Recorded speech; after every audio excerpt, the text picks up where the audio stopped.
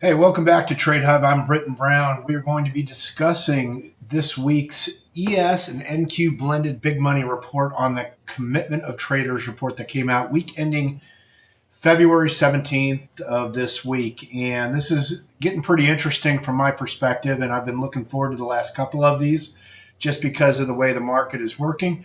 Wanted to go over a couple things. One, if you have never been to the website, I give away this information completely for free for those traders out there that want more of an institutional bias coming into the week. As well as daily, I give reports that are lined up with the overnight macro situation worldwide going on in the markets to help you set up your day. And then I've got an institutional framework that I put out every morning for the ES and NQ. Mostly it's NQ because that's primarily what I'm trading, but I do cover on occasion gold, silver, some Bitcoin. I do the commitment to traders report for these, as well as some other stuff out there like crude oil. Let's see, what else have I forgotten out there? Just markets I look at and occasionally trade, looking for really good swing trades. That's what I use the commitment to traders report for. Again, I've got more of an institutional mindset when I trade, and that's what I want to share with you. Little fun fact for you. I was doing some research before I get into this. Did you know that if you're a prop trader, right, and you're a funded prop trader, the average funded prop trader lasts only 22 days? I'm amazed at this stuff. And that's primarily why I started giving this information away, is because I love this business. I've been doing this for over 30 years. And the things that I'm seeing online and the people that have put together large following, trading prop accounts, that is so unrealistic. And I do believe that I don't know if the prop situation is going to go away, but this opportunity that you have in the prop side of things, where you can buy multiple accounts and trade multiple accounts, get multiple payouts, that is eventually going to go away. And the writing is on the wall. When you start to dig into what's going on, not to be a Debbie Downer to you, but that's not real trading. And the way that people are actually making money doing that is risk has nothing to do with it. It is a all-in trade, and they will do that over and over again. And it works out for them. If you make $1 million, but it costs you $300,000 in prop accounts, that's a pretty good business strategy. However, I don't see how prop companies, those firms out there, are actually going to be profitable. Anyway, I digress. Let's get into the commitment to traders reports. Those are live on the website at TradeHiveCommunity.com. I would recommend you go there. I personally don't think that, I know from an institutional side, and I've got a background there, and I was a local trader for many, many years, and switched over. I ran an institutional desk. So I know the ins and outs, and I know what's going on. And I'll even talk a little bit about what the market makers are doing, just so you understand. And I know if you've been here a couple of times, I mention this all the time, you have no idea what these market makers are doing as a business structure, and how they come in and out of these trades. When you think they're making money, they're probably not. And where they do make money is where you're getting absolutely destroyed. But there's this idea out there that they're just running stops. That is not true. I promise you, your 1 lot, 2 lot, 5 lot, it means nothing to these guys. They are hedging positions, especially when it comes to the 0TT options out there. So anyway, let's get going. Let's start with the ES. I'll just kind of give you a summary of what's happening and how I blend into the blended report that I put together, so it'll make some sense. I will post the blended report. It's not on the website right now, but I want to make sure that when I put out tomorrow's institutional framework for you, that you have the ability to go in and grab that. It'll be in an image, but save it, put it on a document, print it out, keep it next to you, because really when you start lining up your bias with the institutions and what they're doing, and you know what they're doing, you have an edge to all the other retail traders out there, because you want to be a sucker fish. They are the whales out there. You want to let them do the heavy lifting, and they're doing the heavy lifting right now. So the things that I was waiting to see is starting to come to fruition. Look at where you are, right? We are bouncing around in a massive range right now, and we've spent a lot of time at the bottom in discount. I would personally love to see them try to hit it tomorrow morning and then see a nice rebound and a pretty volatile, explosive move to the upside. I think they're going to get tired of trying to beat it up down here. And I think the COT report is telling us that. I think that from the options side of things, as I get into that, that's going to make more sense of what they're doing and why I think that all those put option riders and the call option riders, where they've been in the last couple of weeks, that things are about to flip. So with that said, let's talk about the ES side of things. The main things you need to take away, and again, go to the website, you can get the full breakdown, is that the asset managers, those are your big funds, right? They have been adding to open interest, meaning they are buying down in these levels. And where you saw that buying is before we had that little bit of a sell-off late in the week. When the market starts taking off, they're starting to accumulate. That's important because they're giving you that green light to say, hey, if we start going, right, if you watched this last week, and as an example, I was like, hey, this is very rotational right now. You know, we're going to get these moves up and then we're going to come down. The volatility is there, but things are kind of straightening out. So I'm cautiously bullish right now and believe that there is an opportunity. We might actually get things going up to the upper side of this range. So with asset managers, they have been doing aggressive buying. They have bullish control. That's the bias there. If you look at the leverage funds out there, they did add shorts, which helped with the open interest.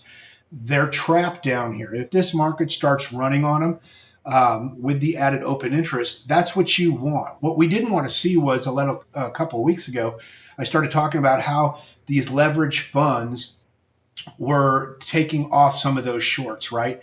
And when they started to do that, that was taking the fuel out of the opportunity to really get an explosive move to the upside. You want them caught short, right? Where they have to protect the hedge on the opposite side. When that hedge is making money, right, they're just going to keep hedging and hedging and hedging.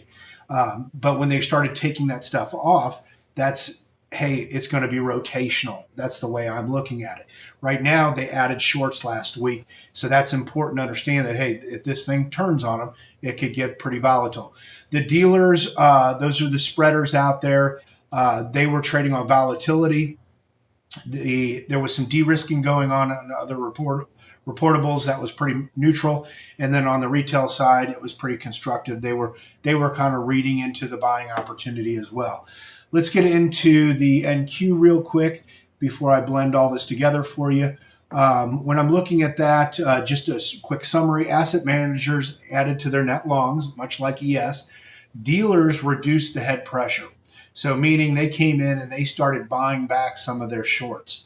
So they're starting to see some of this bottoming aspect of it on the NQ side. It's a bit oversold. We're more in the hole than I would say if you're comparing us to ES, and those two trade hand in hand, right? So open interest did expand, and so that's important. I'm going to flip over real quick and give you the chart that you really want to see. And so let me do that real quick.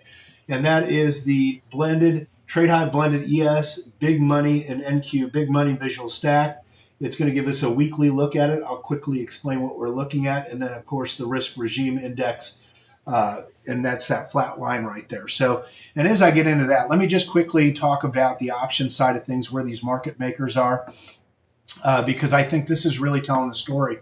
You know, as I said, the market spent most of last week locked in the SPX side of things, 6,800 to 6,900 range, and that held since Thanksgiving. Now, Wednesday's VIX expiration and Friday's monthly OPEX defined the week's rhythm. While we were in negative gamma positioning, and elevated single stock put demand maintained pressure under the surface. So with that said, if you look at it, historical data suggests the market is positioned for a bounce in the next week. That doesn't mean on Monday. It doesn't mean on Tuesday or Wednesday. It just means sometime in this next week, we're going to see a really good bounce out of this. And we've seen it time and time again. So when the SPX sells off into a VIX expiration first series, it tends to bounce after that. That's the main takeaway I want you to get. As far as the gamma side of things, the spot gamma synthetic open interest model sheds a little bit further light when I look at that, and that's on how upside risk could occur. The dealer gamma profile reveals structural stability between that 6,800 and 7,000 through positive gamma.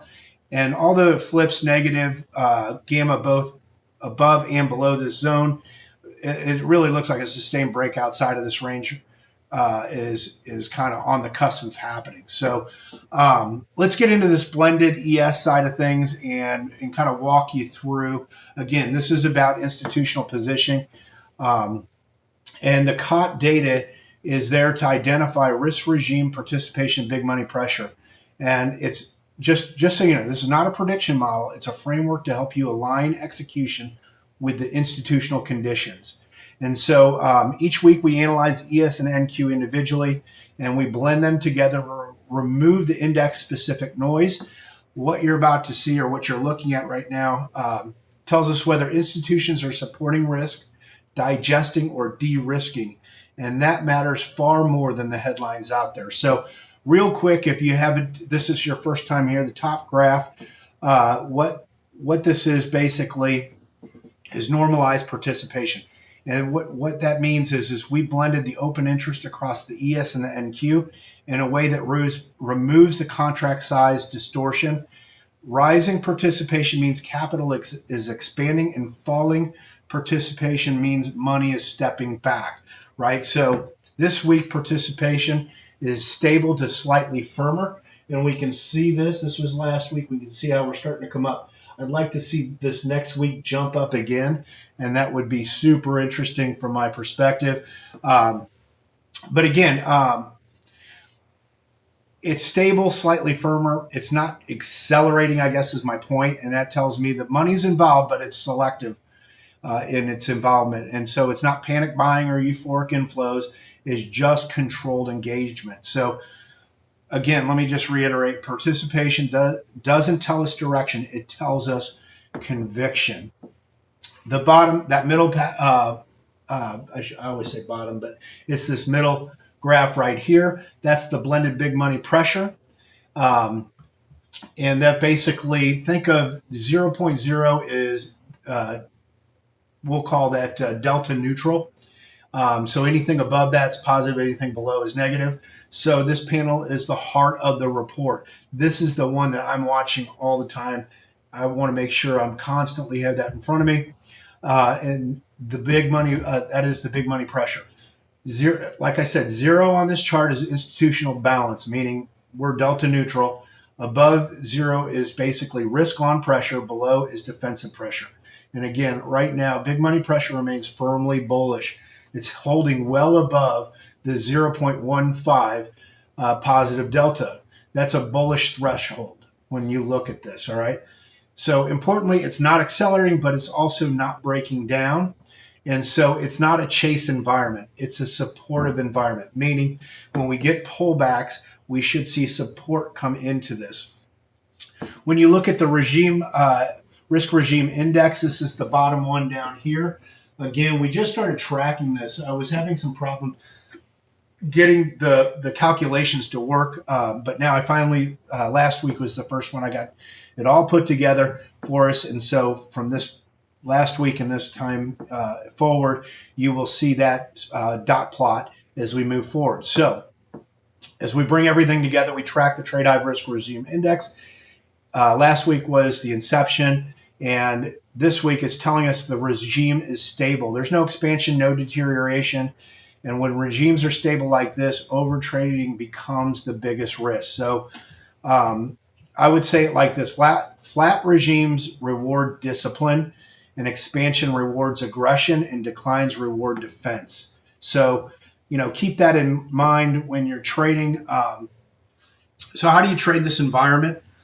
You stay constructive but selective. You don't fade strength blindly. You don't chase breakouts without confirmation. You respect structure, liquidity, and rotation. So again, I will have that on the charts tomorrow on the institutional framework. I'm going to flip out of this real quick, get back to here. So I would say it like this, favor trend continuation, not breakout chasing. I'm going to expect the rotations, none of those straight line moves. Now, where I would like to see a straight line move happen is a flush and then a huge imbalance, and then a rip back. And that would get me pretty excited. And I would say that that might be one of those 300 or 400 point moves in one direction. It's not going to probably sustain itself for a couple of days, uh, but it would also be healthier for the market to find this balance here, maybe shoot up 100, 200 points, find some consolidation, and start building off of that. That would certainly be better for the market than the ripper, but we all love the rippers, right? So I would say, again, reduce your size on late day momentum trades, and just let price lead. It's not about your opinion. Let price do the talking for you. So again, we'll continue updating the blended report for you on a weekly basis. I would highly recommend you go through and you read the NQ Commitment to Traders report I have out there. Everything is broken down. Every line of that report is broken down for the NQ and the ES. Start there, come back, re-listen to this, put a bias together coming into the week. I promise you will trade better, right? And so look for the report in the morning. I will try to get another. I'm kind of busy the next morning or two with some meetings and some trading first thing in the morning. So I'll try to get some videos out for you, and I will continue to follow up, and we'll track this particular graph for you. But again, the main thing is go to that big money pressure and watch that. We're pretty flat right now. I like the open interest going up, and the TradeHive Risk Regime Index is flat, and that is all excellent for building a base here and starting to rotate back to the premium side. You guys, good luck tomorrow. I hope that helped, and I guess as they say, leave a comment and a thumbs up, and appreciate your time. Go check out the website.